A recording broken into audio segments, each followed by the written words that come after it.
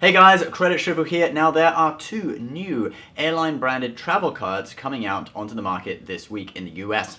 The United Travel Bank card from Chase and the Delta Blue card from American Express. Now these two cards are both competing for the same sector of the market, the sort of entry-level airline branded travel card, and trying to appeal to sort of, people say millennials, or young people, people who are taking their first step on the credit card ladder, or perhaps people who didn't really want a credit card, but when they see a card that doesn't have an annual fee, because both these cards do not have annual fees, and then they can get some rewards from, they would be willing to consider one. So the Amex card is actually going online from tomorrow. You can apply for it. And the Chase card, I believe you can already apply for it if you have a Mileage Explorer account.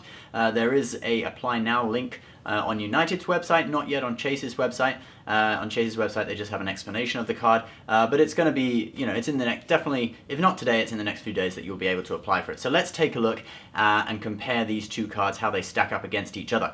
So both cards, as we mentioned, have no annual fee. The United Travel Bank card earns Travel Bank cash, so this is different to the miles that the Delta card earns, which are regular Delta miles. The Travel Bank cash, basically, it's more similar to like the way the Capital One Venture card works. It's a travel card. It's like cash that can be redeemed for travel, but travel only on United Airlines. So the point earning, the United Travel Bank card earns 2% Travel Bank cash back on United purchases and 1.5% back on everything. Whereas the Delta Blue card earns 2 miles on every dollar spent at US restaurants and on Delta purchases, and 1 mile back per dollar spent on everything else. So since one earns United cash and one earns Delta miles, it kind of, there's kind of differences in how valuable these points are. I would probably go out on a limb and say that the Delta miles are going to be more valuable just because you can use them on any airline in Delta's alliance, which is SkyTeam.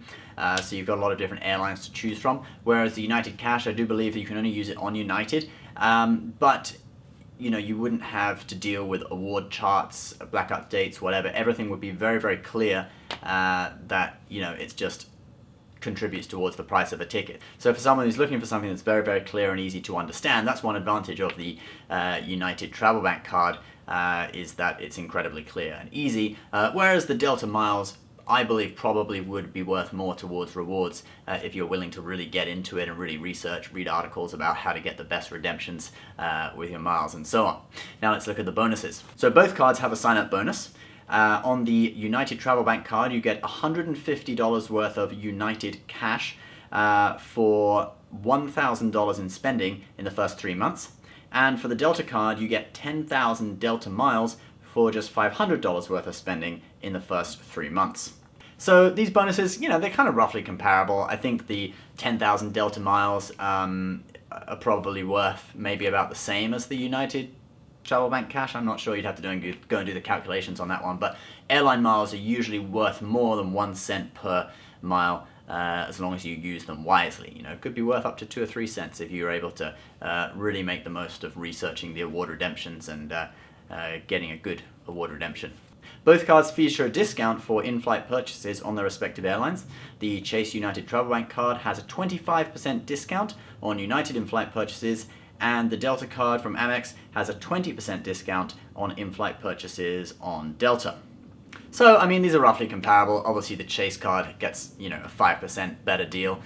So, that's obviously the winner on this category, but, 5%, there's not really that much in it, considering that in-flight purchases generally aren't, that expensive anyway. If you spend $10 on a meal, you're talking about a saving of 50 cents on one card versus the other. If it was savings on air tickets, $1,000, 5% would be $50. So that really would be something to write home about. But they're roughly the same.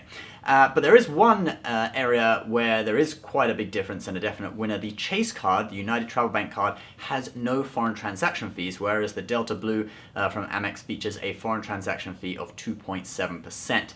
And considering this is a travel card, having no foreign transaction fees really is quite useful.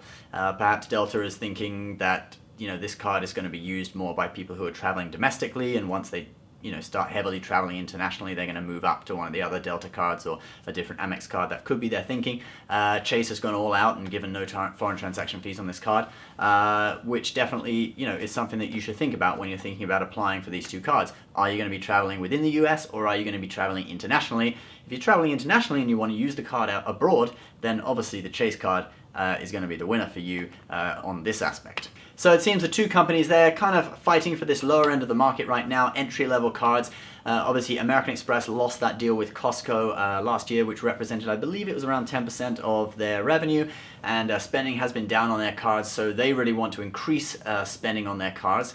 So they're targeting, in addition to their regular high-end cards, they're now targeting this lower end of the market, entry-level cards. Chase also is doing the same thing with the United series, because the higher up United cards, they get you free check bags, they get you access to United Club, that kind of stuff, but they all have annual fees. So Chase seems to be doing this lowest rung of the ladder card. You don't get any check bags for free on either card, you don't get lounge access on either one, but of course no annual fee. So this is kind of for people who don't want to take a risk, they don't want to pay upfront out of pocket an annual fee, and they just want to get a card that's going to bring them some rewards, and probably through having this card they'll kind of learn about credit cards and get into it, and then maybe apply for a higher up credit card later on. You can see the kind of strategy here. It's all about getting them while they're young and then keeping them on the ladder. Anyway guys, so what do you think of these two new credit cards? Leave your comments below. Will you be applying for either of them? I'd love to hear your thoughts. As always, please subscribe if you're new. Give this video a like. I'll see you next time. Bye.